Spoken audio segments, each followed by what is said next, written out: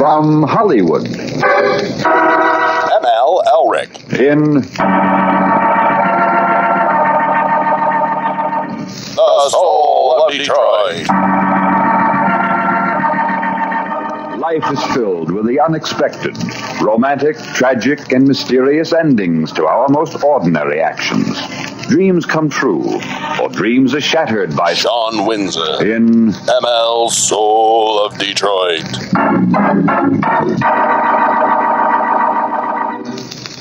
But first, a word from The Smiths. You asked it around, you took it around my face. It's gone. What are you doing? What are you doing? Come on. That is not paid for by them. That is paid for by the people of Detroit. You might be qualified, ML. I'm not qualified for this job. Let me tell you something. You want to go right now? Okay? You want to go right now?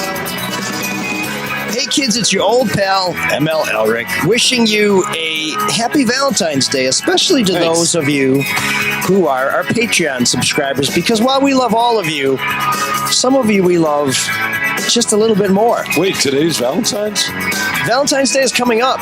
Oh, I don't know when it is. Depending on when you're listening to it, it may be, you may have just missed it. This may be a reminder to go out and get a make-good gift before that special somebody catches up with you and says, yeah, it's the same day every single year, and you missed it. So we do have a special show for you today. First of all, I want to welcome the love of my life who's listening, but please don't send an email because my wife's on the show this week. Keep going. Okay, there she is. And we also want to mark a very sad anniversary as well. The day we're recording this is the 1-year anniversary of the massacre at Michigan State when a deranged gunman took the lives of 3 young students, very promising and spectacular kids. And also, we shouldn't forget the other people who were wounded. I recently read that 2 of them are back in class. I think there were 5 people who are wounded. There are some others who still haven't been able to return to campus. And everybody in the Michigan State community and anyone who has a kid in college who's been thinking ever since this should be the safest place on earth, and maybe it's not. If you remember last year, we heard from Shawn's son and what he went through, and we heard from our friend and former NIL-sponsored athlete, Callie Neese, about what she went through. And those stories have not gone away, and I'm not sure that we've really come up with any solutions to what happened there. And the Free Press recently reported that some of the steps that Michigan State said it would take to prevent something like this from happening again have not been entirely taken. So that's something we think about and hope that we're going to get some solutions to those things too. But we also have some people to thank. And the reason we're here is not just because of you, but because of Dr. Yaldo, who's helping change people's lives, giving them better than perfect vision. We'll tell you a little bit later how he does that and how you can take advantage of that. Zott Ford and Holly, who has some great deals on some sweet rides. We'll tell you what their latest bargains are and how you can go and avail yourself of those opportunities. And of course, Luke Nowacki and Zach at Pinnacle Wealth Strategies, who are helping you prepare for the future by giving you a plan to manage your money so that when you need it, it will be there. So we appreciate them because they're there for us. We're here for you. So Mark, Shawn. Yeah, hi. Happy Valentine's Day. Oh, you done yet? Thanks, buddy. That was like one of your columns. Sorry, I've been fighting with a camera over here, too. Yeah, he wasn't listening either, I guess. Yeah, sorry. I heard all the kind words you said. No. The meaningful words, that part, yeah. And the sponsors, that's important, too. Yeah, come on. Just like my columns, You're right. Shawn, I'm just so they used pay the to bills. Yeah. By the way, I love your tie. It's a skinny tie from the 60s, but then it's kind of got the knitted look from the 80s, so which is sort of new wave-ish, so you're kind of not knitted. Crossing generations here. It's cool. It's nice. This tie is called I don't a love rooster. your attitude, but I love your tie. This tie is called a rooster, and there's a synonym for rooster that describes Shawn.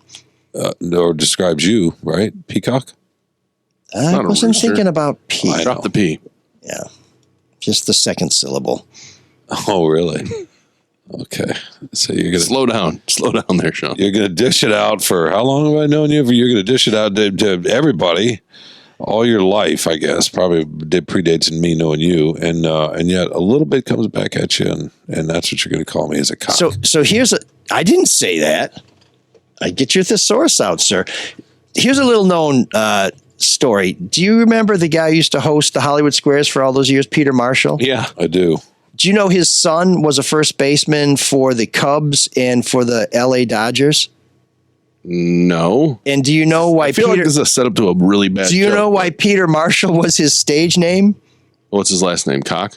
Yes, it was Really? Lecoq. So his son's name Pete was Lecoq. I Pete remember Lecoq, the player. right. Yeah, I remember the he was baseball player. Yeah, had a 100%. great mustache, as most of those 70s baseball No, what players. we remember about that show is Paul Lynn. That's right. Yeah, can you imagine that now? People Crazy. are Paul Lynn. like Not all these bad. people are like, Paul Lynn's gay? It's like, Of course. he yes. was. And wait till we get to Charles Nelson Riley. I'm really going to blow your mind. Wait, he's not gay, is he? Charles Nelson Riley, is he? Croc? Oh yeah. Yeah, he was way out there. Speaking of which, Mark, are you watching The Feud, the Truman Capote show, the new? You know what? Truman Capote was gay? I am, and it is fan-fucking-tastic. It is one of the best shows on right now. Are you watching it? Yeah. You don't like it? No, I like the first episode. Yeah. You're one up. Don't bring up a show if you're not currently caught up all the way. No, it's okay. You can ruin it for me. I don't mind. Well, it's a true story. I want to know what done. I want to know what Mike and Teresa are watching. I want to hear your Truman Capote imitation. Oh, you guys always talk like that. That's all he does. He just whines, right? And you know, Just a notorious ways like Elmer Fudd. And you gotta laugh. best He friend laughs- was growing up. He laughs after everything he says too. Yeah, he does. Yeah. Who do you like?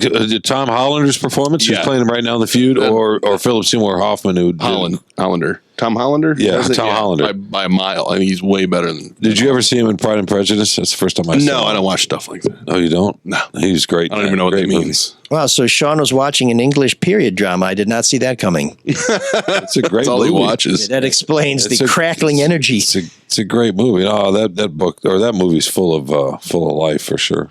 So Just like you. Nobody answered my other trivia question. Do you know who Truman Capote's best friend was growing up? You. Yes, I do. Harper Lee. Right? Yes, who wrote? To Kill a Mockingbird. To Kill a Mockingbird. They had a falling out though. Oh, really? He had a falling out with most people, didn't he? Yeah, because Truman Capote is a total asshole. He did tend to ingratiate himself to the gentry class and then sell them out. Yeah. That's what the feud is about, right? That's 100% what it's about. Did yeah. you watch the first one with Betty Davis and No, I did not. Joan Crawford? No, I did not watch that. that was fun I too? kind of want to go back and watch it because that's how much I like Truman. Is it Truman versus the Swans? I think that's what Yeah. he called all the. Yeah. It's about all the socialite women. That he befriended and Yeah, got and all his inside. all the secrets about, and Yeah. so they got pissed off and tried to get back at him. And yeah, no, it's really good. Well, speaking of very fancy women, we should probably introduce our guest, Tresa Baldas of the Detroit Free Press, who I barely recognize because for the last month or so, she's been living in a courtroom in Oakland County covering the Jennifer Crumbley, was it a manslaughter? Involuntary manslaughter trial. As you may know, Jennifer Crumbley was convicted, I think, right after we went off the air last week. Were they related? Huh? Those two things? Yes, jurors wrapped up their deliberations so they could immediately listen to But the that, it download episode. makes sense. I'm not sure that we have time to explain how that might make sense. It's going to require the kind of No, the logic. world is it starts and stops with you. That's the point. Oh, really? Yeah. Well, that's a shame. But Tresa's here to talk to us both about what she saw in the courtroom and to talk a little bit about some of her analysis on what lies ahead for James Crumbley, Ethan Crumbley's dad, because we were talking about that, I think, after the show wrapped, about how, boy, oh boy, he may have been waiting to cut a deal until he saw if his wife was going to beat the rap. And now that she didn't, he is not going to get as good a deal. And that's, he took a big gamble and he may have lost. But Tresa wrote that his defense team may actually have an advantage because of what they saw during the Jennifer Crumbley trial. And because this is the longest I've known Tresa where she hasn't said something, let's ask her what she thinks. So first, let me clarify, as we were talking about James Crumbley taking a potential deal, the prosecution has said early on to the victims, listen, there's no deal. We're not going to give a deal to these folks. So that was before. I mean, I'm not saying that that's not possible now, but Karen McDonald has said in the past, there's not going to be any deal for these defendants. But isn't that I think with the feds, whenever they're about to go to trial, I think by policy, they have to offer some sort of deal to a defendant. I think the only deal here is plead guilty, and we'll talk down we'll recommend a lower sentence for you. So that's a deal, but not a bargain. Right. And he could still do that. He could say, you know what, I don't want to go to trial. I'm going to plead guilty and take my chance, and hopefully the judge will give me more leniency at sentencing. So that could happen. It could. I'm not inclined to believe it's going to. I have no indication it's going to, but he could do that. So what was it like to be in the courtroom? I think you saw some video that no one would want to see if they weren't required to take a look at it. There was a lot of testimony. There were loved ones of dead children there. I mean, it sounds like, and then of course there was media from all over the country. It sounds like it could have been not only dramatic, intense, but a bit of a circus. It really wasn't a circus inside the room. I mean, they had all kinds of rules. You couldn't, we couldn't photograph anybody in the jury. You couldn't tape the jury, the hallway. It really, I expected a media circus, but it wasn't. But being in there was, you could have heard a pin drop when they announced that verdict. And it was so intense. I mean, I had some of the victims' parents sitting right next to me, and I couldn't even look at them. We were looking at everybody. I was looking at Jennifer. I was looking at the parents, and it was just a room of emotions and pain for so many people. I'm not sure the verdict brought any emotional relief to anybody, but I do know, and we did talk to some of the parents afterwards, and they said, we've been waiting for accountability for a long time. And finally, we have it. We wanted someone held accountable for this. And with Jennifer's conviction, they think that that's what that did. Wow. It was a bit of a gamble for the prosecutor to bring a case like this. There had never been a prosecution for parents being held responsible for a underage shooter. The prosecutor argued some of this case, which is somewhat extraordinary. Yeah, how common is that for the elected prosecutor to actually be in the trial, and who is trying the next case, the next Crumbley case? Right. It is rare that the prosecutor prosecutes cases. She did have attorney. We're talking about Karen McDonald. Yeah, Karen McDonald. Yes. Put a name to I mean, it. It does happen. It can happen in high profile cases. Clearly, this one was very important to her. She was very passionate about it from the beginning. People have questioned, her motives for doing so. But this was, very important to her. And she admitted from the beginning, yeah, I know this is out there. It hasn't been done before, but this is also, this case has extraordinary circumstances. It's different. You have a kid who allegedly was gifted a gun from his parents, who showed signs of mental illness. There was just a lot of details in this that you don't see in other school shootings. I felt it seemed like a big reach, because what parent would ever think their kid would kill somebody, no matter how much evidence there is or how many times he writes that he needs help? What were the instructions to the jury, first of all? Because the law is very specific, and then tends to break down on really simple things. Whereas when we consume something from the outside, there's a lot of red herrings. Right. Well, what I found interesting is the judge said over and over again, even during jury selection and in the trial, listen, folks, this case is not about bad parenting. This is not about bad parenting. We heard that over and over again. It was about bad parenting. So much of the testimony was about if these parents did the right thing or the wrong thing. So much of what we heard from the beginning when they were arrested was about what kind of parents they were. But being a bad parent is not illegal. No, it isn't. And for the most part, during jury selection, they asked those questions. There were 10 parents on this panel. What would you do? You know everything that your kid is doing? Do you think parents should be held accountable for their children's action? They tried to weed out people who were problematic. And you did seem to end up with a somewhat open-minded jury that said, okay, listen, we're here. We're going to decide this only on the facts of the case. But a lot of stuff came into trial that wasn't just about, did the Crumbleys, were they grossly negligent and giving their son access to a gun that he used to kill these 4 children. I think what's important for your listeners to know is that there were 2 theories that they could convict on for involuntary manslaughter, and they didn't all have to agree on it. One could pick one and one could pick the other. And here are the 2 theories. One, a simple one, and that is that Jennifer Crumbley stored a gun and the bullets in a manner that allowed a minor to get a hold of it and kill someone. That was it. So it had to do with the storage issue. So jurors could say, okay, this kid got his hands on it. Clearly it wasn't hidden well enough. So they went that way. The other one... When they say a manner, I mean, that can be kind of subjective. I mean, were there any instructions on that? I mean, what is considered... in a manner? Storing it properly, yeah. Well, our new law that was passed yesterday, and let's remember that when this happened, there was no safe storage law in Michigan. Yeah, just so I also find it interesting how safe storage, which we've been fighting for years in Michigan to get it passed, it didn't apply. We're holding the Crumbleys accountable for a law that didn't exist. But the law kind of clarifies the manner, right? Right. Being safe storage. And involuntary manslaughter, I found this out. There's actually no statute on it. It's built on case law.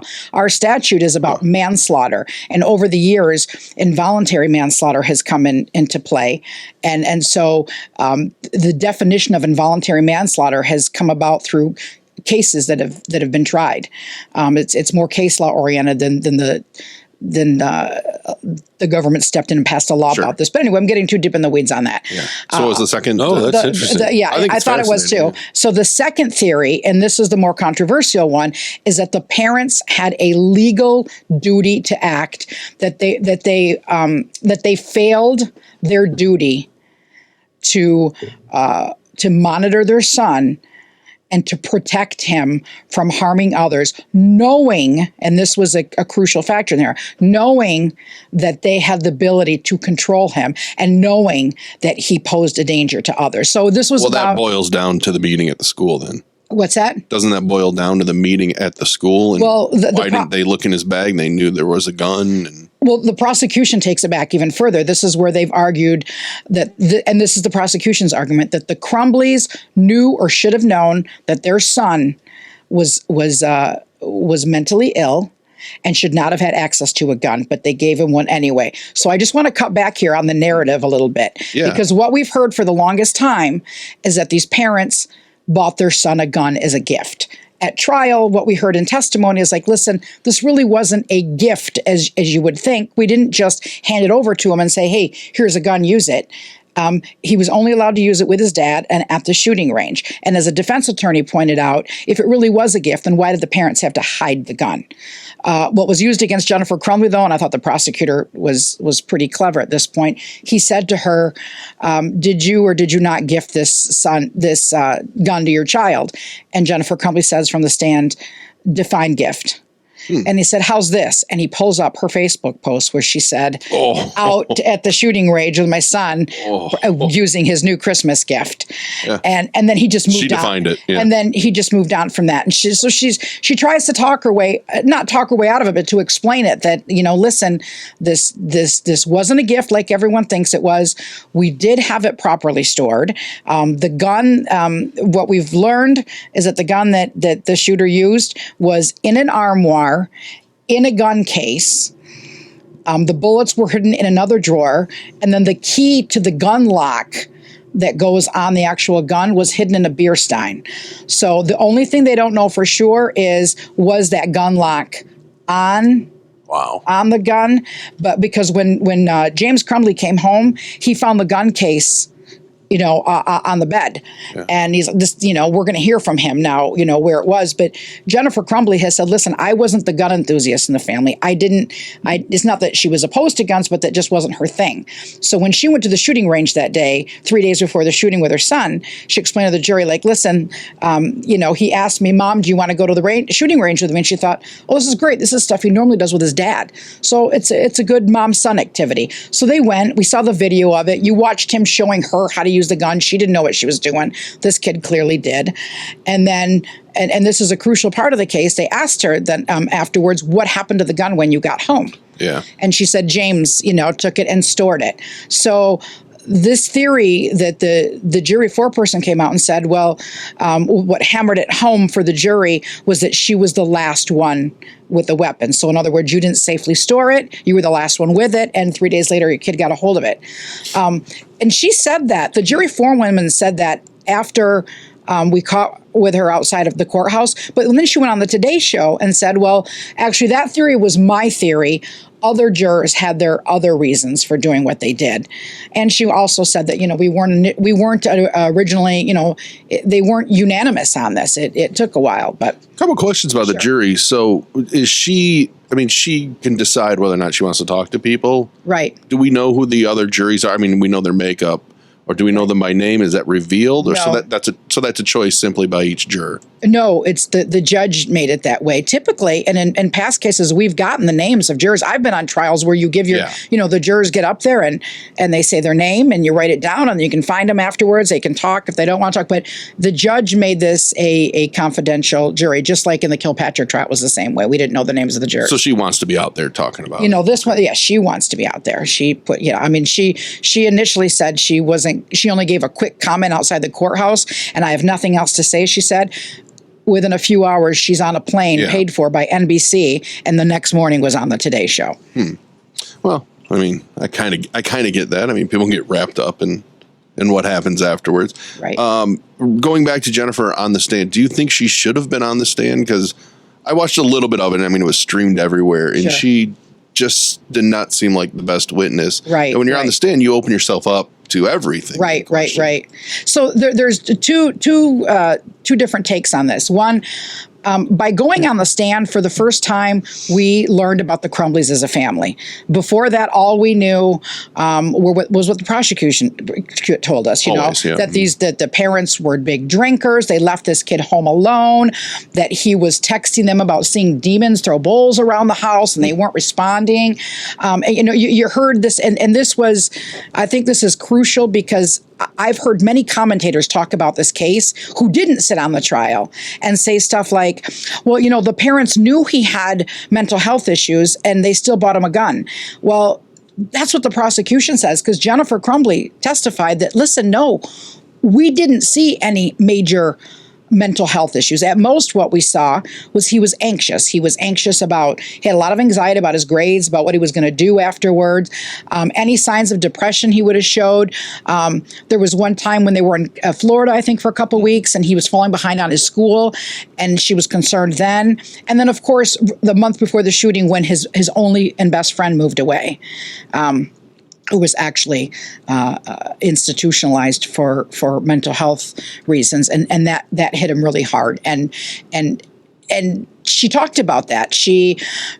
This kid that we don't know much about other than some text messages that they were sending with each other, he spent almost all his time over at the Crumbley house. They took him on family vacations with them. There were pictures of the boys in a houseboat, playing board games, going hiking and camping and conking out. So I think the interesting part about putting Jennifer on the stand is we saw a side of the family we never knew. You saw a seemingly normal family, and one that was actually more involved with their child's life than we've been led to believe. Now, on the flip side, what she did, and when I heard this part at trial, I thought, you just hurt yourself big time. When her lawyer asked her is there anything different that you would have done, could have done, and she paused and she said, no, not really. That's a tricky thing to answer, though, because then you're almost admitting guilt. I wish I would have blocked the gun up better. I did think about that. However, right after she said that, she said, but I wish he would have killed us instead. No one remembers that part. They thought it was disingenuous, but they remember it's her saying that. And I, I'm not here to explain why Jennifer Crumbley said what she said at that moment. I'm sure she's going to try and explain it at sentencing, but anyway, it's, and the jury foreperson said, yeah, that resonated with us. We talked about that. And I'll tell you where Karen McDonald was so powerful. She got up there and she said in her closing, listen, ladies and gentlemen, there were the smallest of things they could have done that would have spared those 4 lives. The smallest of things. They could have told the school that their son had a gun when they came in over that troubling drawing. That's the big thing I have trouble getting over. They could have told them they had the gun. They could have brought him home. They could have hugged their kid. They could have, and she mentioned nothing. She said, but they did none of them. She said, and think about it. She's sitting before you today, and she says she would not have done anything differently. And I just sat there. I thought, oh, they're convicting. It's a good prosecutor. She really, she drove it home. Now, Shannon Smith, the defense attorney,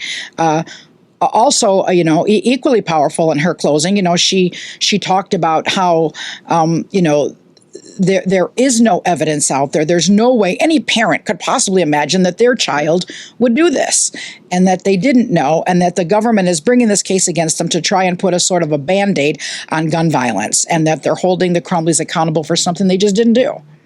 Oh boy, that argument's a little too, I don't know, maybe obtuse, right? The government holding somebody. Will we see a bunch more cases like this where they go after the parent? We already have in Illinois. Remember the Highland Park shooter with the 4th of July? So his that was a straw man purchase of a gun. Yeah, but it's still it's about holding others responsible. It's about holding others responsible for the deadly acts of another.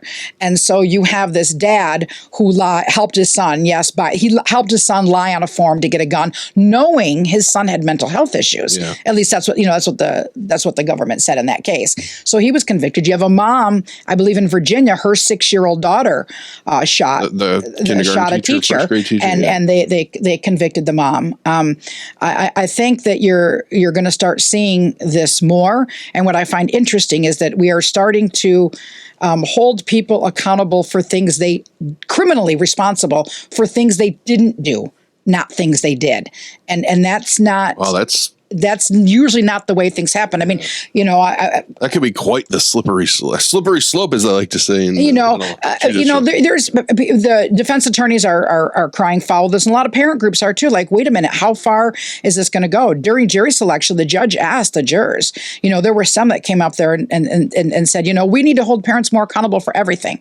So she was trying to get more out of them, and she said, well, let me ask you this: if your son has a baseball, and he's home and he throws that ball through the neighbor's window and breaks the window, are you responsible? Yeah. Yeah. And that's a good analogy. It was, but they were getting mad over that analogy. They're like, a ball is different than a gun. She said, same theory. Yeah. It's the same theory. How far, do we go? Yeah, you didn't say the ball killed anybody. It's about a broken window. Right. But you are responsible for the broken window. The man did say the juror that he did get bounced off the jury, but he said, I would pay for the window, and she said, that's fine, but would you go to prison for it? Would you say that you're equally responsible for what your son did? Okay, maybe the analogy is not so great because those are so different. You got a gun that can kill versus a ball that breaks a window. 2 things that came out in this trial that got a lot of attention, and I just wondered how much it really mattered to the jury. Number one is the full video of them when they were on the run down in Detroit. And, that gets a lot of attention because it's video of them the days after. Right. And the other one, I'm drawing a blank on. Oh, the other one is her lifestyle. Right. The salacious lifestyle. She's a swinger. She's meeting a guy in the Costco parking lot for, rendezvous. Does that really play in the instructions to the jury? Well, during the jury instructions, the judge tells them over and over again, you are not to be swayed by passion, by emotion, only on the facts of the case. Well, that was a fact that was presented in this case. Yeah. Jennifer Crumbley was having an affair, and while she was having this affair, the prosecution was trying to show that you're not spending enough time with your child. So while the prosecutor was cross-examining her, he digs out this an app that she was on where she was arranging threesomes for her lover, and others. Mm. And she just, he said, this had to take time away from your child, and she says something like, it really didn't take that much time, and then on to the next question. But at that point, people can time manage. I mean, if she was playing, I don't know, a game on her phone or racquetball or gambling, let's say she's gambling on her phone with that, or playing pickleball, it would take a lot more time than the rendezvous. I don't know. I just thought they're doing that to impinge the character. Sure. Right. Sure. And I here's the thing, we don't know because the jurors aren't talking to us. Yeah. I will say there wasn't, the affair wasn't going to come out. The judge had already ruled that the drinking, how much they drank, and her affairs were irrelevant to the case and potentially inflammatory or prejudicial. And it came in because her lover was on the stand for the government, for the prosecution. And while he was on there, he started to say things like, when I was being interviewed by the police, they were badgering me. They were threatening my pension with the fire department if I didn't cooperate. And so she wanted to push that line of questioning on cross-examination, the defense attorney. And the prosecutor said, if you're going to push that door open, then we're going to push the door open about the affair. She said, bring it. Let the affair come in. I don't care at this point. So Jennifer Crumbley had to take an oath and say, I agree to let this come in. I trust my lawyer. And then it came in because they were trying to show, the defense wanted to show this is how hard the police work to bring a case against these parents, that they were badgering witnesses, that they were intimidating people. And that's what this guy said. But then he kept changing his story on the stand. He was admittedly did not have a good memory. He said so. I have memory problems. I don't remember this. He testified earlier that, when I met Jennifer's son, and then later they asked him the question, I've never met Jennifer's son. Whoa. And so he was a little odd. So in the end, what is she facing? Up to 15 years, probably between 7 or 8 and 15. I'm sure she's going to ask for time served. And does her conviction help or hurt James? Because his trial's up next. Right. Well, the jury, I'm curious to see during jury selection how many jurors know about Jennifer Crumbley's conviction. They're going to ask them that. Come on. The vast majority of them, you would be surprised. I still remember during the Kilpatrick corruption trial, how many people... Get the bell ready. They didn't remember. Is that Mike over there? That is. Because, by the way, this has been awesome. Good. We've got... Excellent. He's probably heard all these answers. But she's just talking so fast, I'm getting worried. It's like why? She's just going, man. Well, we know why, because she never get a word in. I've spent the last over 2 years covering just this case. Yeah. And one thing that drives me crazy is how many people are opining on what they think is true, and they weren't at the trial. They didn't hear any of it, but they walk away. This is my opinion, and this is what I think. I'm like, you know what? I'm one of them. Do yourself a favor, read the story, watch it live. You can go on. You can watch this live. It's been. It's great to have expertise from the household. For a change. Awesome. But I want to address something that I found interested me the most in this case. Interrupting my wife, Shawn. She's talking. But if you lived in my house, you'd know that's a perilous thing to do. I remember when this case first came out, and we heard about those text messages that Ethan Crumbley, I didn't want to mention his name, but I just did, whatever. He was texting his mom and saying, will you please come home? I'm seeing demons. They're throwing bowls around the house. And I thought, who gives access, a kid a gun, who texts their parents and says, I'm seeing demons throw bowls around the house. Well, by the time trial rolls around, You looked at how many text messages the prosecution used in this case. And what they only had, I want to say 2 or 3 text messages from him to his parents and 2 or 3 from him to a friend where he talked about being paranoid and hearing things. And this is something that people just have not quite gotten. When he was texting his friend that I'm paranoid and I'm hearing doors, he told a psychiatrist, by the way, I was watching horror movies when I was sending those text messages. That did not come into trial. And he also... That did not come into trial. It did not come into trial. Why not? Because Ethan Crumbley took the fifth. They were expecting him to testify. I'm glad you brought that up because this is crucial. That's what I do here. Yes, exactly. So Thank you, Mike. I'm a facilitator. Ethan's An organizer. that did not come into trial because it's considered confidential medical information of his, and he owns the right to it. So when he took the fifth, he said, I'm going to plead the fifth. I'm not testifying in my mom's trial, and I'm not going to waive the rights to my medical information. And the judge, and so the defense went in and said, you got to compel him to testify. By the way, he's a convicted, murderer now. He doesn't have his Fifth Amendment rights anymore. Anyway, and there may be some argument that I've heard other people say that the judge said, no, I can't compel him to testify. She said, well, then if you can't bring him in here to testify, then you can't let all this evidence come in that we can't cross-examine him about. Number 1, the text messages to his friends. 2, the text messages to his parents, and perhaps most damning, what he wrote in that journal. He wrote all kinds of stuff about his parents in that journal that made it into trial. Stuff like, my parents won't listen to me, my parents won't help me, and that's what's causing me to shoot up the fucking school.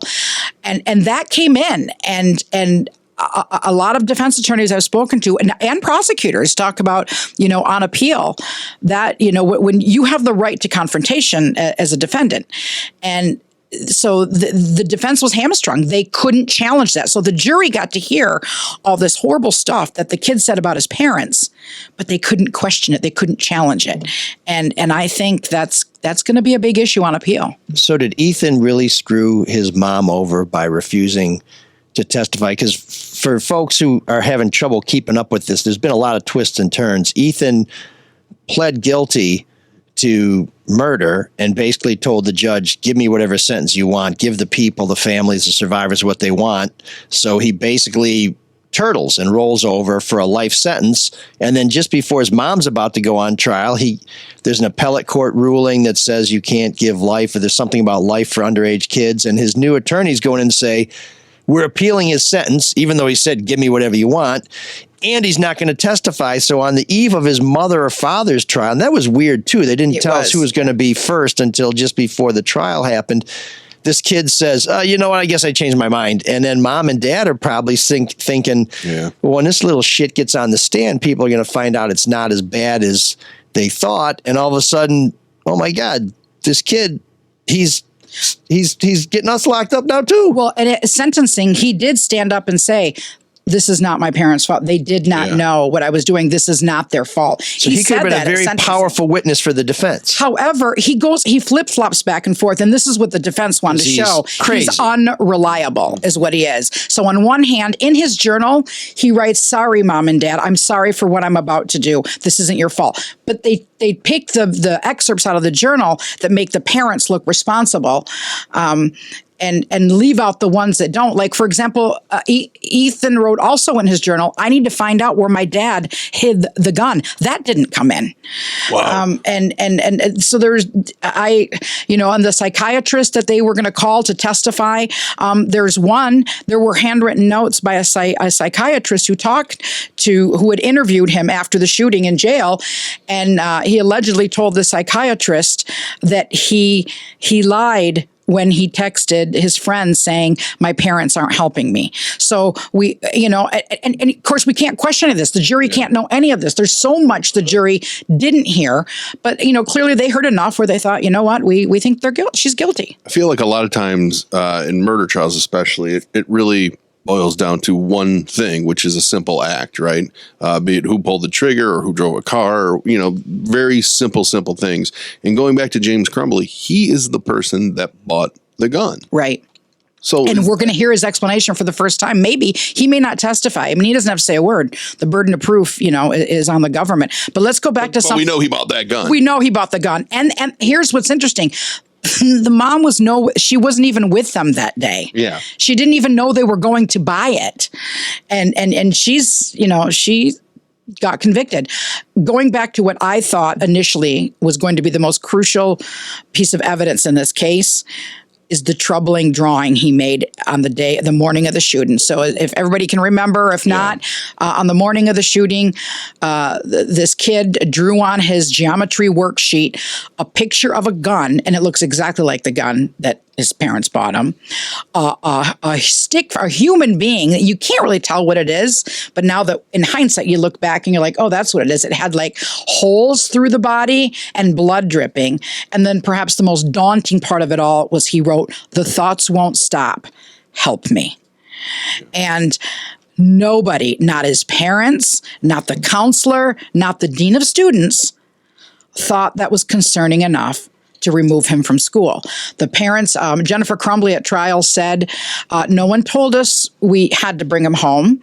The counselor assured us they thought that she said, she kind of threw it in their court. Like, they said he just seems sad. We think it's better for him to stay in school and be with his peers instead of going home and being alone, which started with the parents saying they needed to go back to their jobs. There's a narrative out there that's not true. And that is that the school told the parents, you have to bring him home, and that the parents refused. That did not happen. The counselor and the dean of students testified that didn't happen. The parents of Jennifer testified that did not happen. But at the end of the day, I've said over and over again, there's parents sitting on this trial thinking, how could you have looked at that and not brought your kid home? That's what the parent in all of us thinks. And, the lawyer's like, hindsight is 2020. They didn't, I think what happened here, this is legal analysis or human analysis by Tresa, is that that the shooter's dark side flew under the radar. He hid it from everybody, and no one took him seriously. They at most thought he could have been suicidal. No one thought he was homicidal because there's a big gun culture in Oxford. Kids go hunting. They all have guns. The day before the shooting, he told a social worker when he was caught researching bullets in class. She's like, "What's this about?" He said, "Oh, I just went to the shooting range with my mom a couple days ago. This is what we do. It's a hobby." What happened to the dean of students or the counselor? Anything? Nope. They're being sued. And Karen McDonald made an interesting point during trial. She said, listen, I know that there's been much made about what the school officials did or didn't do. I'm not happy about how they acted. But we're not here, ladies and gentlemen, to talk about the school. We're here to talk about Jennifer Crumbley and what she did and did not do. And so she addressed that. The one thing that does help James Crumbley, though, is that he has this case now. I mean, he knows what their attack is going to be. He knows how the prosecution is going to try this case. I would think, right? Right, I mean, right. That's got to help him. Right. Oh, well, help his lawyer. Exactly. I mean, you look for do I put him on the stand? Point out what they don't have. I'll tell you what, I was surprised. We heard so much early on about how this kid was left home alone. All the time as a child, and that he didn't stand a chance. There was not one witness, not one neighbor who testified about this kid's childhood. There was no mental health expert, not one, who took the stand and said, oh, he's mentally ill. Nobody. The only person in that trial who said that he was mentally ill was the shooter. And he wrote it in his journal. He wrote it in a text message to his friend, and that's it. Not to his parents. The parents, over and over have said, listen, we never saw this journal. We never saw these texts to his friends.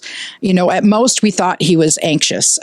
You can choose to believe him or not, but I think we're too quick to believe everything we're told early on when something so horrible happens. And these details were so egregious in the beginning. A mentally ill kid, parents gifted him a gun. They left him at school. They ignored him. They were drinkers. They were running around and having affairs. It's easy to jump to conclusions. Except though, two of those points are the main points, right? They left him at school. They bought him the gun. Right. Yeah, but even the school officials didn't think leaving him in school was going to be a danger. But the parents know the kid better, regardless of Presumably. how much they knew. Right, was in but his- Although I didn't have a very good high school experience. I didn't shoot anybody, which is a good thing. But I think you'd be hard pressed to get my mom or get it, stepdad to tell you exactly what I was thinking at that time or exactly what I was doing. Kids are good at hiding things. Yeah, and if I had a journal, and I didn't, but I do now, but I'm not telling you what it is. I've seen it.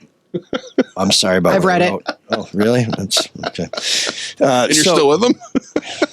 I use initials. So Does he anyway, write in Code? French? the He writes in French? He probably does. I speak French. Or is it all about the Smiths?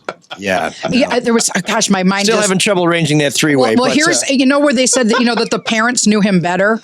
I'll jump in with this. well, I didn't even get to finish. Well, you're not. I've got to finish this like thought, I'm or back home. I'm going to forget it if I don't remember it. Oh, this But- has been refreshing. Please. Valentine's Day, we're letting the But ladies Jennifer finish Crumbley said, their son had never been in trouble before. He'd never been in fights. There was nothing about him that was violent. There was nothing that showed that he may do this. Now, where the prosecution is right about this, they say, you are the only ones who knew he had access to a gun, and you didn't disclose it. Yeah.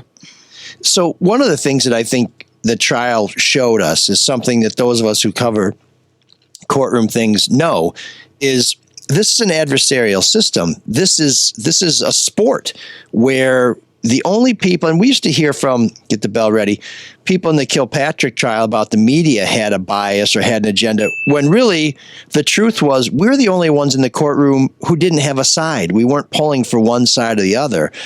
And one of the things that I found fascinating with this case was all the text messages we heard for years about these frightening things that Ethan Crumbley said and the things that he did and that he wrote. And then once Jennifer Crumbley gets on the witness stand and her defense attorney starts laying her case out, you get the context and you find out that, okay, there may be 4 or 5 really creepy texts out of hundreds of texts. I need to jump in. Sorry. I do this. I apologize. can't help it, but because I forgot to welcome raise this to point. my- Don't apologize, please. So It just went down to 9 roses. It was a Welcome. dozen. No. So when Let's they- see if you can get to 6. There were 4 text messages at trial that made 7. the shooter look delusional. All right, and they said to her, "Do you remember him texting you when you were out at the horse barn drinking on St. Patrick's Day, asking you to come home? He's seeing the demons and everything." And she said, I don't even remember those text messages. The only reason I remember them is you pulled them out in discovery in this case, and I'm looking at them now. We didn't take that seriously, she said, because that's him messing with us. That's what he was always doing, that there was an ongoing family joke in the house with the shooter and his dad, that the house was haunted. They had ghosts that they nicknamed Violet and Boris. The kid had made videos of himself opening and closing doors and pretending there were ghosts there. There's a video he made where his dad was pretending to be electrocuted. And I've seen the videos as well. And he played with a Ouija board. She said, and, whether or not the jury believed her, I don't know, but it did seem plausible that this kid was, she said, he was just messing with us. That's who he was, and there were only 2 or 3 of these, and they were from 8 months before the shooting. Okay, you can speak now. I'm done. I needed to get Can that I out. talk? You're down to 4 roses. Can you speak, Mark, please? No, I want to hear ML finish his point. Go ahead. It was a while ago. I lost it. But, that's right. That these sides will cherry pick the evidence to make their case. And so it was the coverage by the Free Press and other media that hopefully gave people some sort of balance and some sort of objectivity, because Karen McDonald, while she's out to seek justice, she wants to win. And because she's a politician, there's a lot on the line for her. And I'll never forget almost 25 years ago when I first met Carl Marlinga, when he was the prosecutor in Macomb County, he told me something that stuck with me, where he said, one of the hardest parts of this job is deciding who not to charge. And in this case, Karen McDonald decided to bring charges, decided to try and make a historic case, decided to argue it herself. So she's got a lot on the line. And so if you're trying to figure out where the true north in this is, you can't ask the prosecutor, because even during the course of the trial, the way this works is the prosecution has to give all the evidence to the defense. And throughout this trial, the prosecution was given to the defense a lot of information. It's called discovery at the last minute where they're trying to process it. And so while we want to believe law enforcement, for the most part, we think they're working for our best interests, and I think they are. In a case like this, they're going to withhold certain things from the public because they think it's going to hurt their case. And then you have this case finally go to trial, which is why I love trials over plea deals, and you get a lot more of the evidence to come out, so you know a lot more.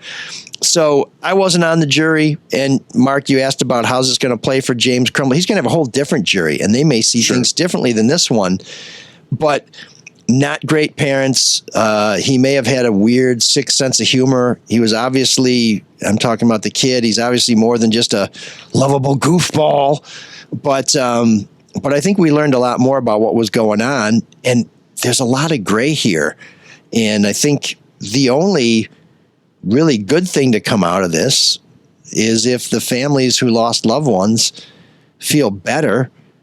I guess that's something, but my God, this family, what a horrible life it must have been. Although I guess they had fun and they camped and they did stuff. So I mean, I would hate to have had to try and figure out what to do in this case. In the year before the shooting, this is what the Crumbleys did. They went to Florida for 2 weeks. They rented a houseboat. They went to the Silver Lake Dunes. They had Thanksgiving. Even 4 or 5 days before this happened, there's video of the shooter and his dad at a Christmas tree farm, getting their tree, decorating the tree, dancing around the tree, laughing around the tree. At Halloween, decorating the house. It's in other words, Easter. It's the gun. It was the gun. It is. I mean, everything about you mentioned the gun, but the school officials have said, we didn't think anything of it when he was caught researching the bullets, because a lot of kids, we do have a gun culture. I mean, this is in their depositions. They've all said it. If you go on Facebook, there are at homecoming, girls at Oxford will pose with their dresses and guns. They're holding guns. Members of Congress do that. They send out Christmas cards with their families and AK-47. And I mean, I was tracking on the jury.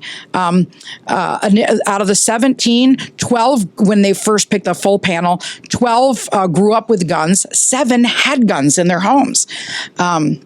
So, I mean, you could have had responsible gun owners thinking, you know what, I would have never left the gun the way that they did. I didn't think they hit it, well enough, or, we don't know. That's why I wish those jurors would, their names would be revealed. Hopefully we can find them. But there was something else you guys talked about, Karen McDonald. During jury selection, in one day, she said 9 times she mentioned that she used to be a judge.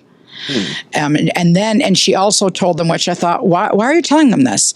She said, I was on the ballot 13 times. And it's just like, they don't need to know this. And the defense attorney at one point got annoyed. And I think it was in her closing. She said, ladies and gentlemen, you heard an awful lot about Karen McDonald being a judge. Well, there's only one judge in this case that you're going to listen to, and it's the one on the bench right now.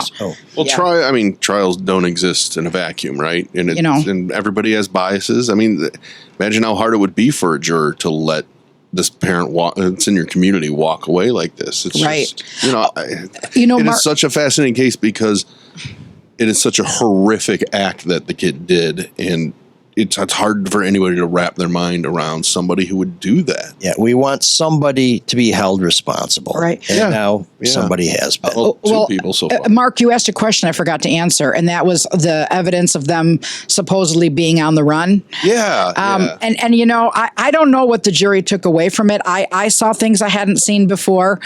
The defense has argued all along that they were never on the run. They were hiding because they were scared. Then, of course, there's some text messages that Jennifer was texting her lover at the time saying, on the run, hiding, helicopters. But at the same time, while they were in that argument, they had set their alarms for 6 a.m. Yep. They were communicating, and these text messages came out, with their lawyers, and they said, what time do we have to be in court? We'll meet you there at 8. We'll pick you up. We'll be ready. And then, of course, in the middle of the night at 3 a.m, guns drawn, they get woken up in this bed. Jennifer Crumbley claims that they each took 4 Xanax apiece that night to go to sleep because they hadn't had sleep in 4 days. But, whether, and you have to remember. Nothing will sober you up from Xanax, like the police barging in. Pointed at you. And that'll wake you up. I don't care what. And we saw a lot of video of James Crumbley crying. I mentioned this in my story. Will he come across as more sympathetic? When they were in the school meeting with their son, when they got called in over the troubling drawing, he was the one that said, "Son, you can talk to us. Don't be afraid." And the mom was just fit to be tied, arms crossed. She was mad at him. She thought, "You're doing this because we told you last night, the night before the shooting, that you're going to lose your shooting range privileges because your geometry grades have fallen." Yeah. So she's like, this little shit is acting up, and she was pissed. Where the dad was more sympathetic. After the shooting in the police substation, again, she's sitting there. Is that unusual for a set of parents for one to be that way? No, but it's usually flip-flopped. And as a woman, it was hard for me, to watch this. I'm like, why do they keep asking all these cops? Was Jennifer crying? Was Jennifer crying? Was Jennifer crying? As if women are always supposed to be crying. And she wasn't, but they kept pointing out that James was. He was sobbing in the police station. He told his son 4 times before he left, "I love you, I love you, I love you, I love you." And then one of the weirdest parts of trial, and if you ever want to go back and watch it, they had the Crumbleys in the back seat of the cop car. They were both handcuffed. And for some reason in the cop car, they were playing September by Earth, Wind and Fire. So there's a serious case, and all you can hear is this song, "Do You Remember?" And they're in there, and James Crumbley is kind of losing it. And he's like, "Honey, if anything happens, just remember, I love you. I love you." And it's like crickets on her end. She's not saying anything, anyway. Well, she comes across as cold. Yeah. I mean, and she talked. That's when the affairs and all that play into. Well, just to your point, so he, might have a chance to get off. There's another thing we learned at trial. She told jurors, "Listen, this is my personality. I am not an open person. I don't show my emotions.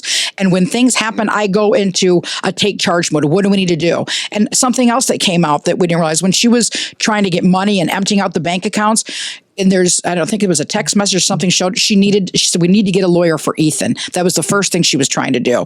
And of course we were writing narratives that they were just looking to get lawyers for themselves, which now we find out at trial wasn't true. And also, there was something else I needed to mention and I can't think of it now. There's more? There's a lot. This case, it was just so fascinating to me. Well, this is going to allow us. Pot in the kettle. This is going to allow us to skip room 7609. So thank you. Excellent. Absolutely Excellent. not. But And anyway, hopefully Geek of the Week too. so she did talk about how she doesn't just cry get the easily. Okay. I'm talking too much. No. I'm not saying that at all. I'm just we've gone from Valentine's Day to Easter. Okay. I can go. No, I got to go right.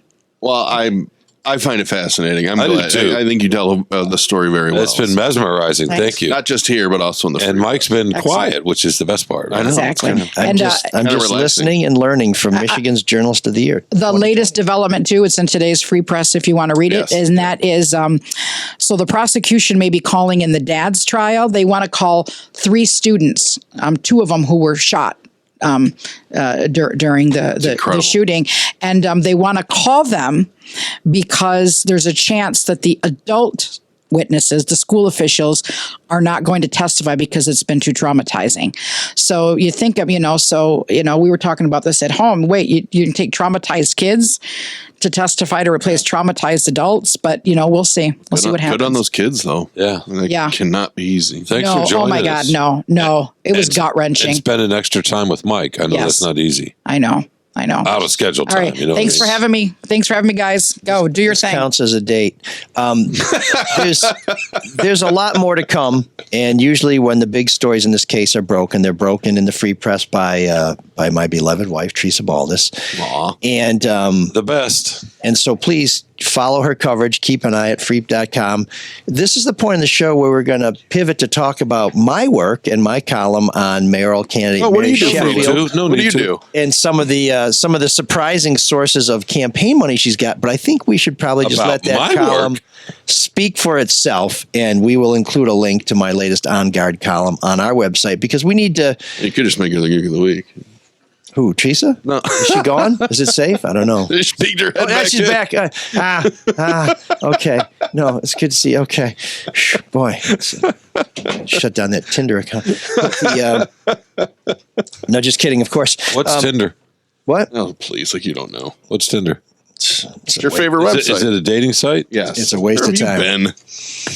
But we're gonna tell you about something that hopefully is a little more uplifting, things that can change your life for the better, and that's going to get your eyes seen, because you can get them examined as well by Dr. Yaldo. Yeah. But here's a little story that Eli shared with me that he heard from someone who called in or contacted him through Drew and Mike, which you may have heard is another podcast on this network. Watching televised football in the high-def world has become the greatest show on earth. The clarity and the intimacy provided by those microphones and cameras is mesmerizing. It's technology that was unimaginable not long ago. The same goes for the technology that Dr. Yaldo has at his disposal. You need HD quality vision to fully enjoy HD TV, and no one in Michigan provides as expertly or more often than Yaldo does. A Drew and Mike listener named Dana Wolf wrote the podcast recently saying that he was recovering from his clear lens procedure and gave Yaldo a 5-star review. This is implanting high-tech precision lenses called clear lenses. It's the perfection of a very simple surgical procedure. It's the same as routine cataract surgery that millions of older Americans get every year. But these lenses are bifocal, enabling precise near vision that the cataract lens won't. Wolf is 52. Has compromised near vision as most people over 45 experience. And I will tell you, I had LASIK when I was 39, and once I got into my 40s, I had to start using readers because it gets the near vision. My far vision, 2015, perfect, fantastic, love it. Near vision, bit of a drag, but there are procedures that can offset this. So Wolf looks at computer screens all day and is thrilled at the difference his new bifocal clear lens implants have made in his life. Clear lenses are implanted to give crisp, close vision and eliminate the need for reading glasses, which I wear occasionally, and they're a drag, and to allow you to see with stunning precision at all distances. It's quick, painless, and permanent, and if you've had your fill of glasses, contacts, and readers, do what Dana and hundreds of other listeners to the Drew and Mike Show and to the Soul of Detroit have done. See Dr. Yaldo and get amazing vision at all distances. So when you go to see Dr. Yaldo, and there's a link to his website on our website, let him know that ML sent you. Beautiful. Yeah, and you can see clearly now the readers are gone. That's room 769. No, we have something better. We also need to talk about some other people that help support the podcast. Absolutely. Well, as always, our friends at Zott Ford and Holly continue to make buying and leasing as well as servicing your car, truck, and SUVs simple, fun, fast, easy, and most importantly, affordable. Plus, right now, Zott Ford has some things most dealerships don't.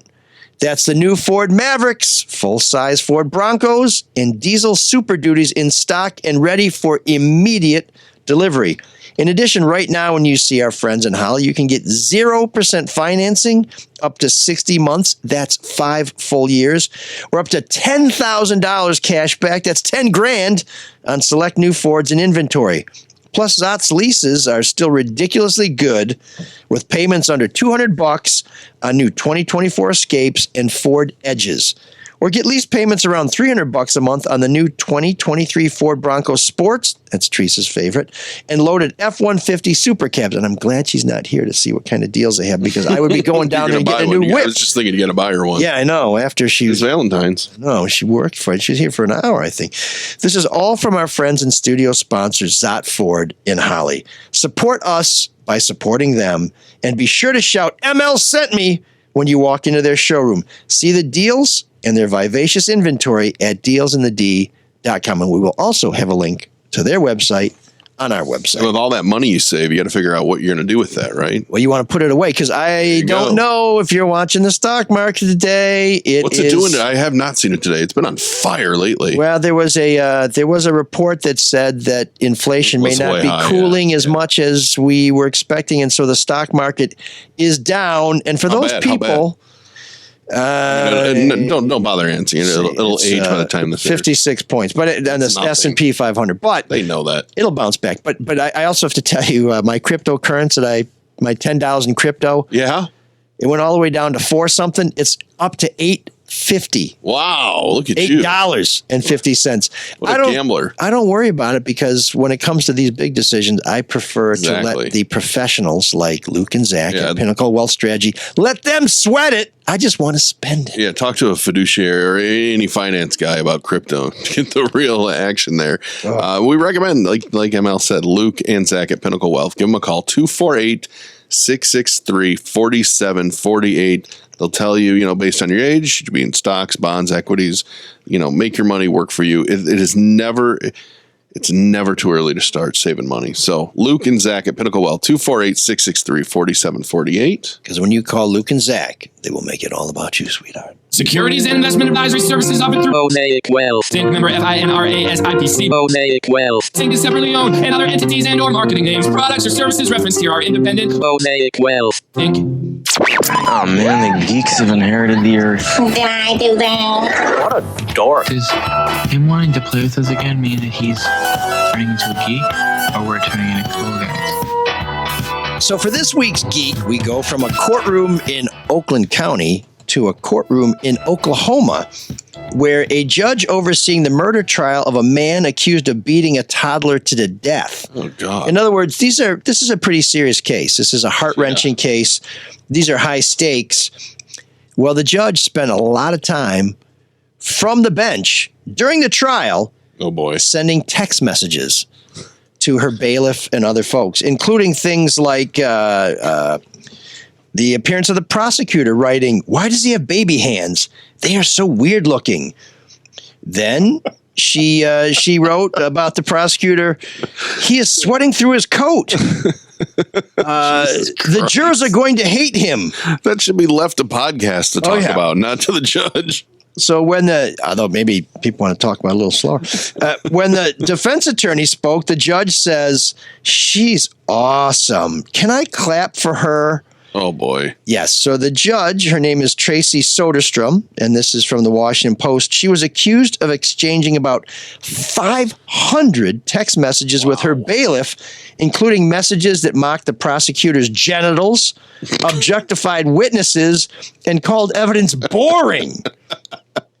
So she resigned last week. I shouldn't laugh. That's fucking hilarious. Yeah. Idiot. Why does he have baby hands? They're so weird looking.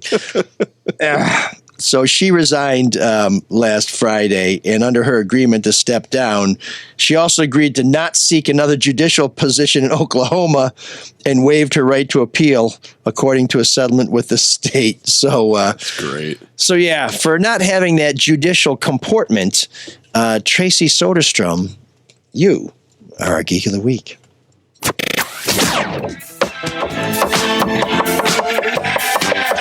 See you again. There's an all-night party in room 7609.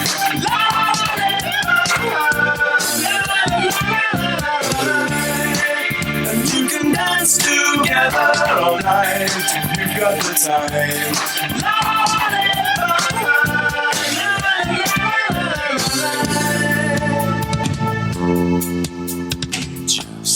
Look at the fade. Those of you who are enjoying this video. Oh, hey, wait a minute. Speaking of ghosts, there I am. It works really well with the Geek of the Week. I felt like that Star Trek episode where Kirk is in the mirror and he's trying to get back on the Enterprise and he sees Uhura. And of course, he's in Uhura's cabin, looking in her mirror. And they can't quite bring him back in. But I think in the end, I think Scotty figured it out. He always does. But yeah, so if you can only watch us if you're a Patreon supporter, so yet another reason to drop a few nickels on us on a regular basis. We really appreciate it. We have a great suggestion for Room 7609. This is new music that sounds like new wave music, and it's from Kevin, who goes by the nom de guerre Kevbot Unicorn, who says, "Hey there, ML, here's my recommendation. The song Peach by the band Future Islands. I tried suggesting a different song of theirs a while back through Twitter DM. They're one of my favorite groups and are often compared to New Wave.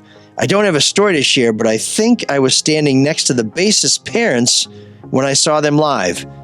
Anyways, Peach is probably my favorite song off the new album, which just came out a month ago. If you like this one, they have so much great music to dig into. So here's Peach by Future Islands.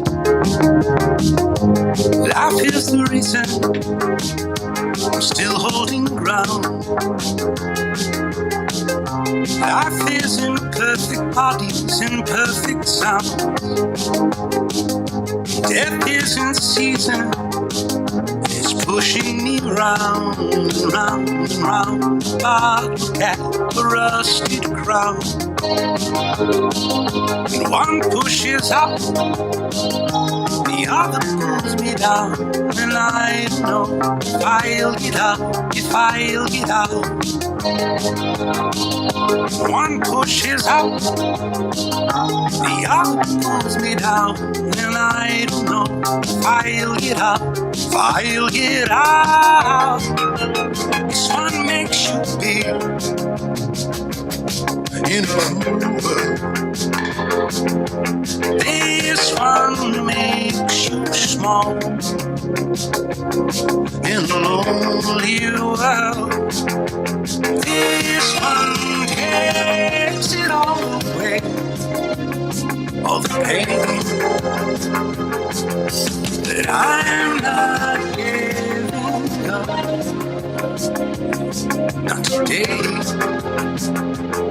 not today.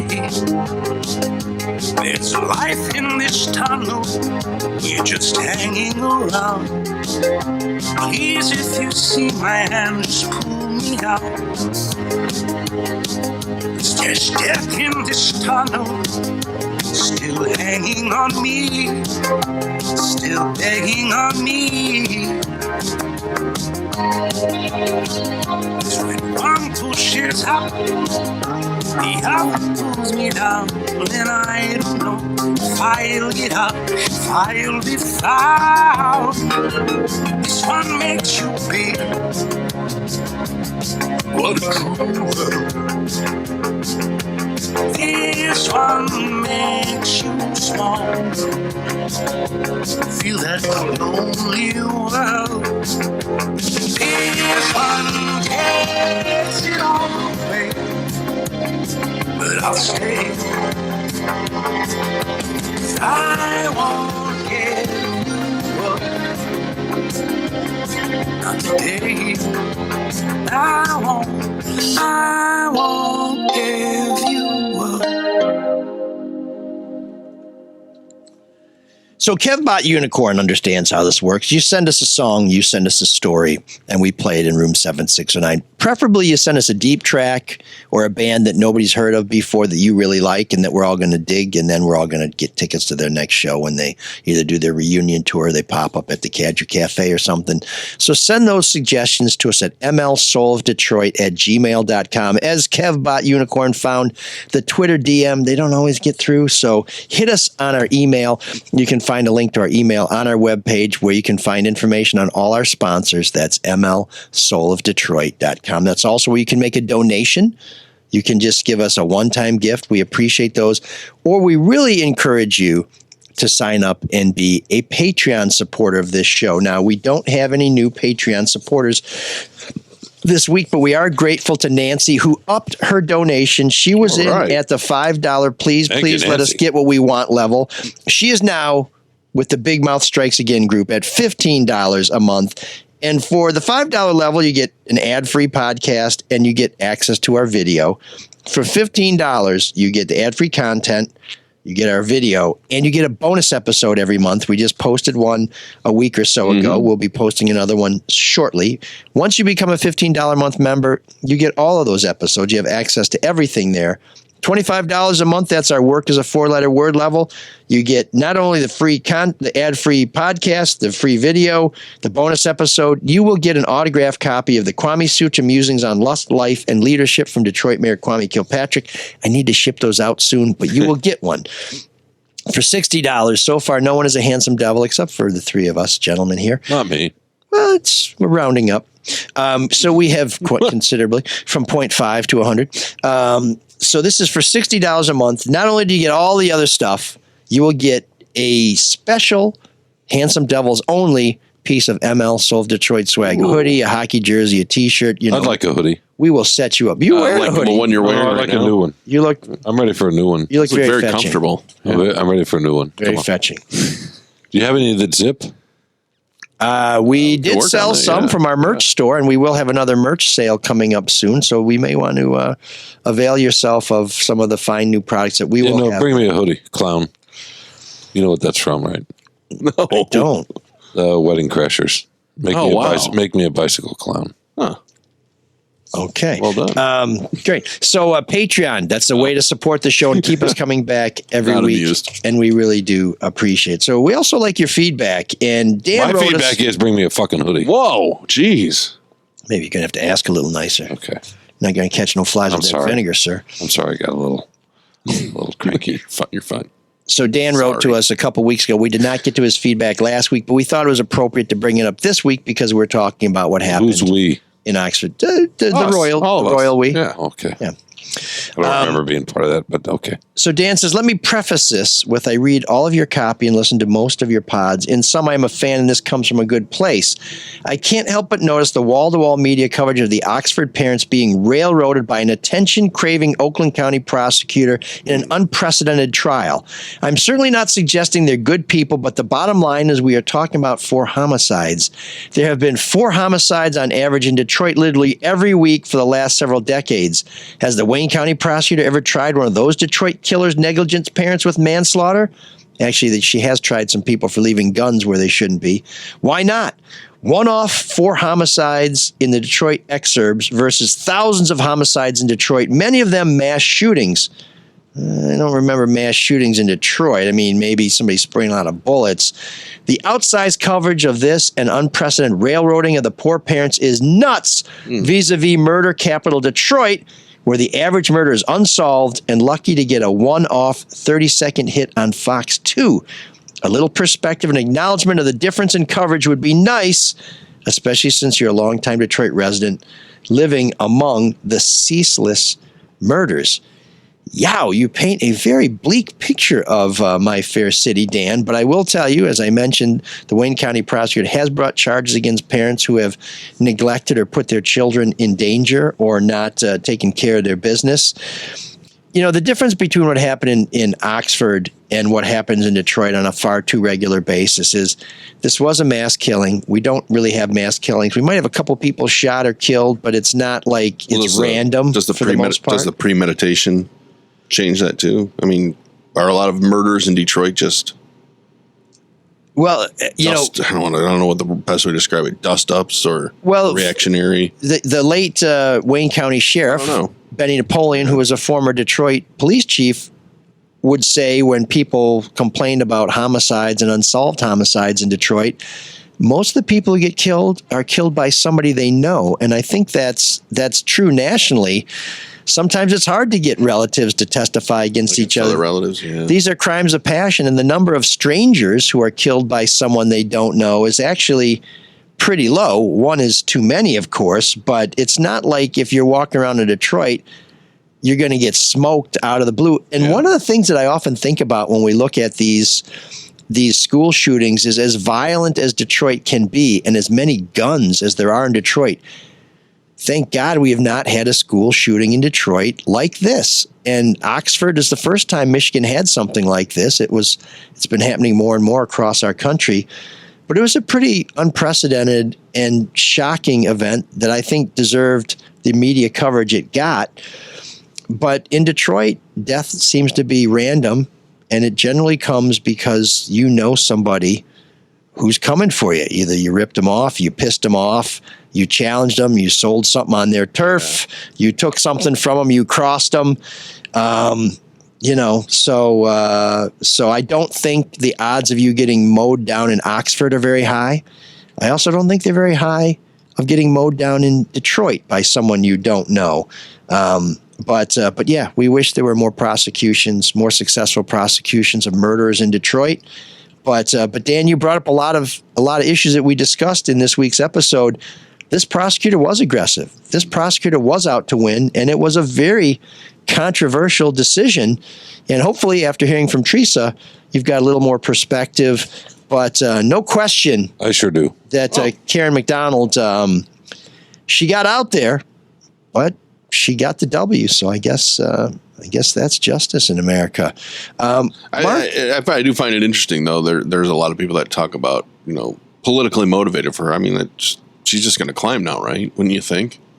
An elected official like that prosecutes a major case.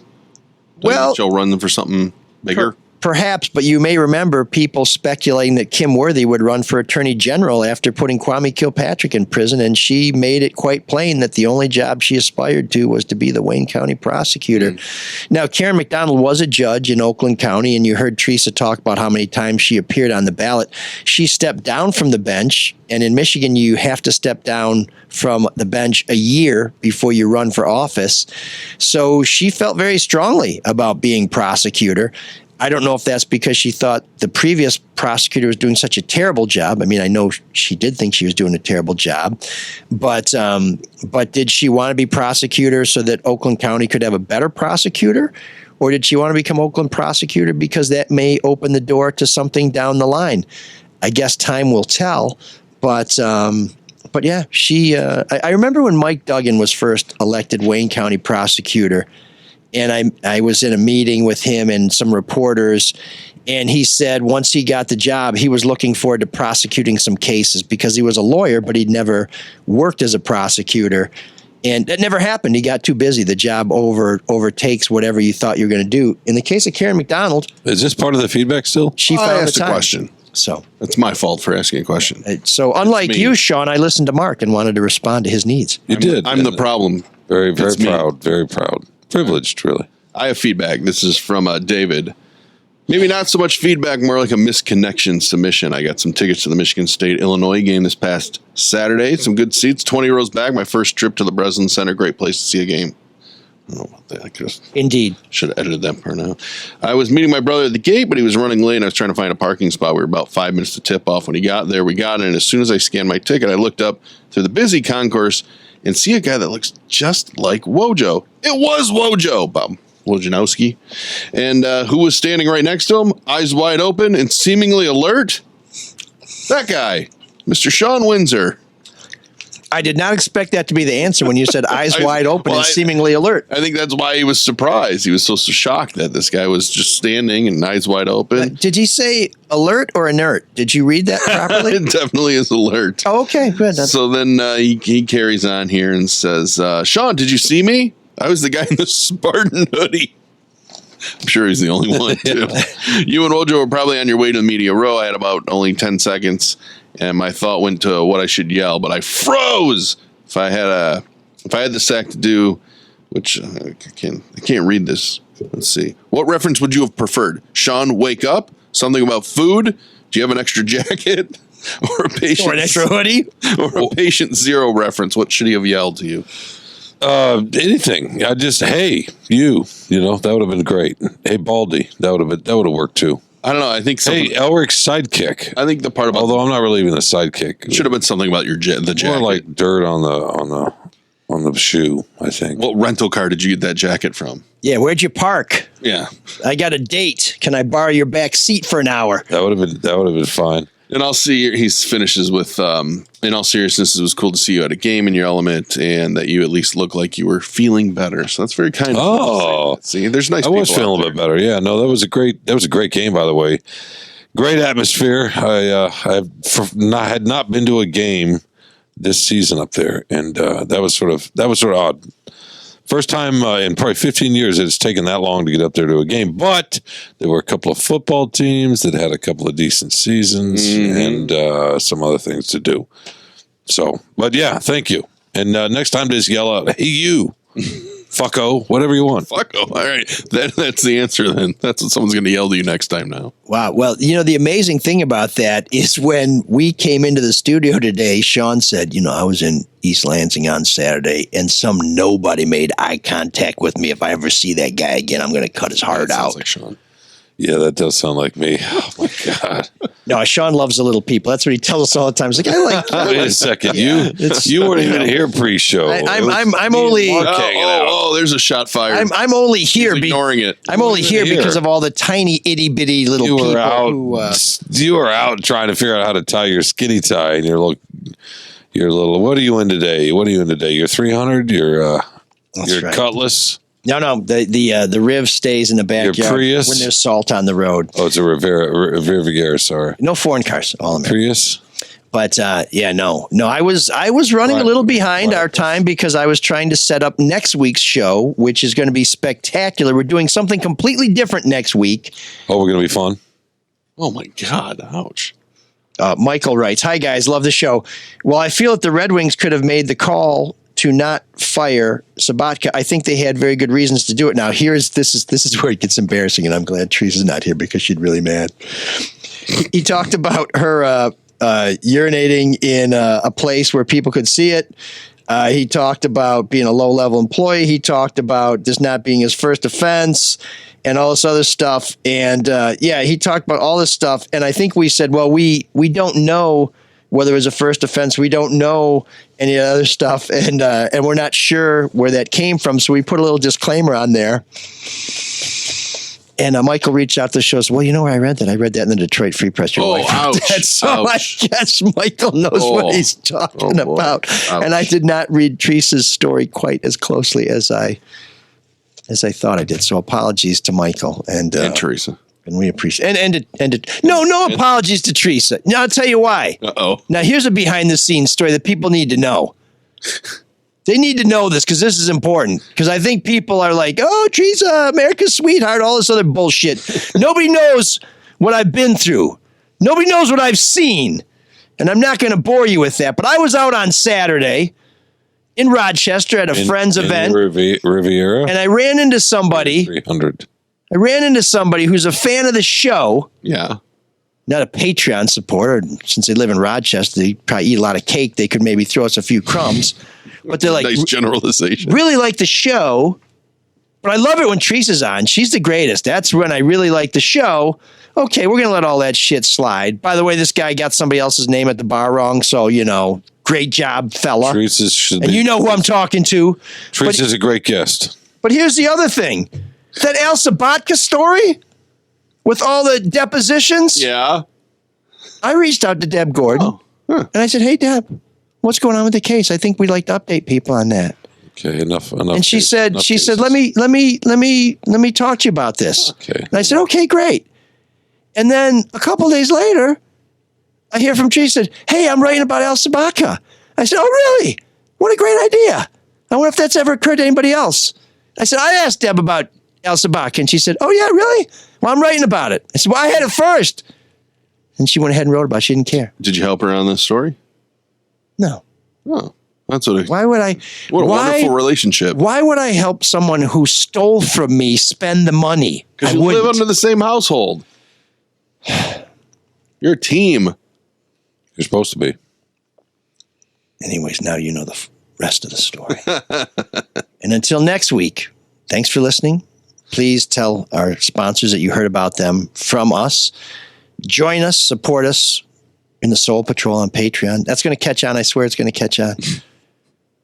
And until next week, Cyrus, take us out. Can you dig that? Can you dig it? Can you dig